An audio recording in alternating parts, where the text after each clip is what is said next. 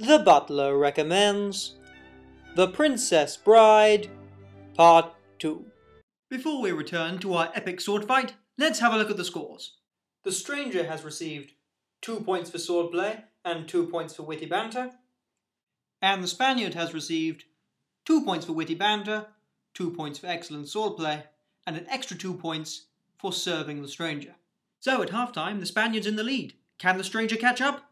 Let's get back to the fight. I am not left-handed.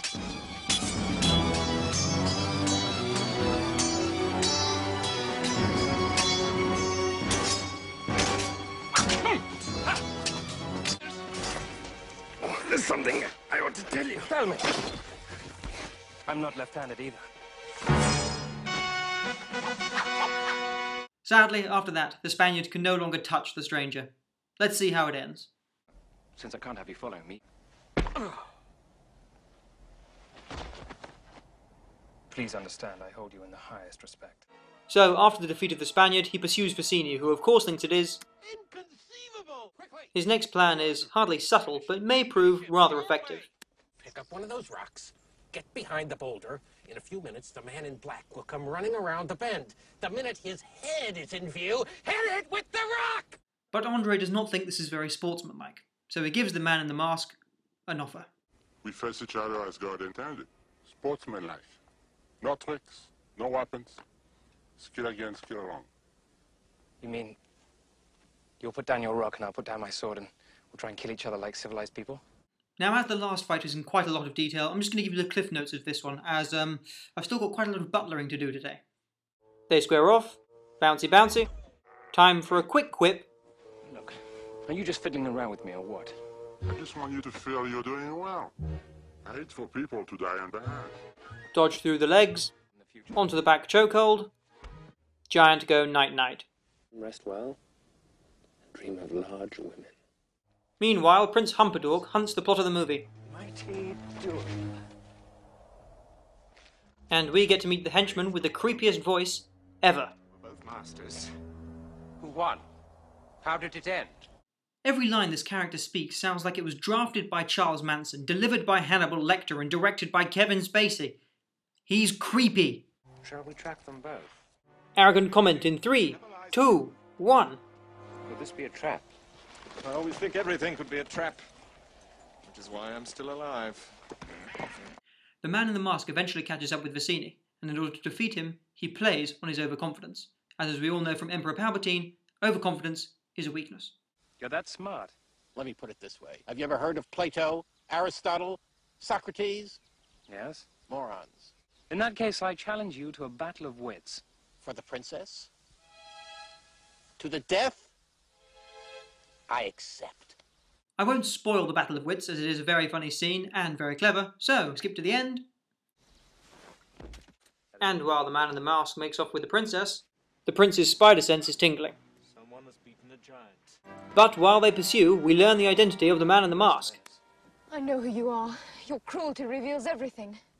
You're the dread pirate Roberts, admit it. With pride. Buttercup, it's the guy who killed Wesley, your true love. Are you going to be okay? You can die too, for all I care. Oh! Wow, pushing him down a hill. Not bad revenge. I hope nothing happens immediately to make you regret this decision. As you wish. Oh, my sweet Wesley. Well, he's alive. Maybe not now. What have I done? Rollin', rollin', rollin', rollin', rollin', rollin', rollin', rollin', rollin', rollin', rollin', rollin', rollin'.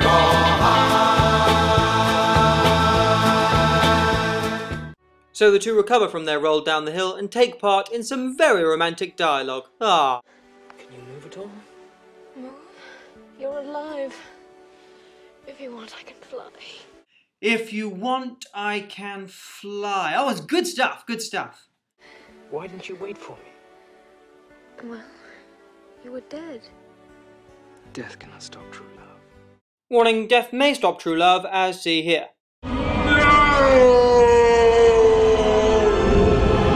So Wesley, you've got Buttercup back, but Prince Humperdinck's coming. Where are you going to hide? Safe in the fire swamp. Are you mad? The fire swamp? No one's ever left alive. Nonsense. You're only saying that because no one ever has. But the fire swamp lives up to its name with fire, swampy patches, and of course, Wesley, don't forget to look out for the ROUSs. Rodents of unusual size? I don't think they exist. So after a quick fight with the overlarge rat, they make it out the other side, but someone is waiting for them. Surrender. You mean wish to surrender to me? Very well, I accept. Tell you once again. Surrender. Death first! So after Wesley and Humperdinck have their little battle of who can shout louder, Buttercup finally decides to make a sensible decision and offer herself as long as Wesley can keep his life. But unfortunately, our villains have prepared a double cross. Once we're out of sight, take him back to Florin and throw him in the pit of despair. I swear it will be done. This guy is just too creepy to be a normal henchman. There must be something else about him.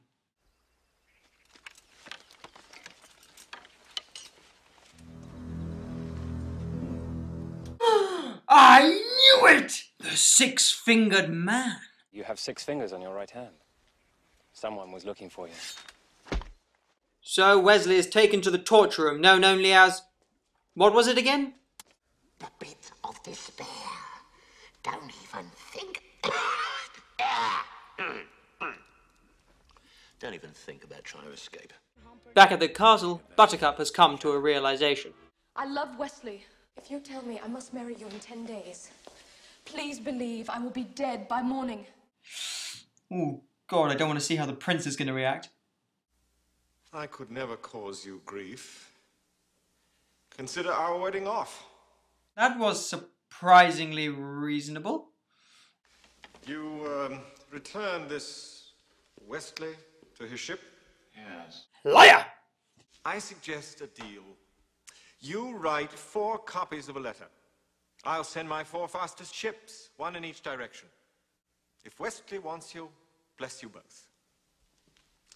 If not, please consider me as an alternative to suicide. So after that piece of manipulation is over, the prince and Mr. Creepy have a little chat whilst going to the pit of despair. It's odd. But when I hired Vizzini to have her murdered on our engagement day, I thought that was clever. But it's going to be so much more moving when I strangle her on our wedding night. So we find out the prince was actually the one to get Buttercup kidnapped because he wants to start a war so he can get more money. Right. And we also find out what goes on in the pit of despair. Oh God, this looks creepy. Please don't be bondage, please don't be bondage. I'm sure you've discovered my deep and abiding interest in pain. God, it is. Ugh, this guy is officially the creepiest character ever. So I want you to be totally honest with me on how the machine makes you feel. This being our first try, I'll use the lowest setting. Right, I don't want to have to watch this again in full. Basically, the machine sucks a year of your life away, and that's the lowest setting. You can go up higher, but that's too dangerous to do it first. Okay, moving on, moving on, moving on! I am waiting for you, Vizzini. You told me to go back to the beginning. So I have. So it turns out that after the fight, the Spaniard in humiliation returned to the drink. But an old friend has arrived with some fantastic news to help pull him out of the slump. Hello. It's you. Guy love, that's all it is. As Fezzik nursed his inebriated friend back to health, he told Inigo of Vizzini's death and the existence of Count Rugen, the six-fingered man. Considering Inigo's lifelong search, he handled the news surprisingly well. Guy love between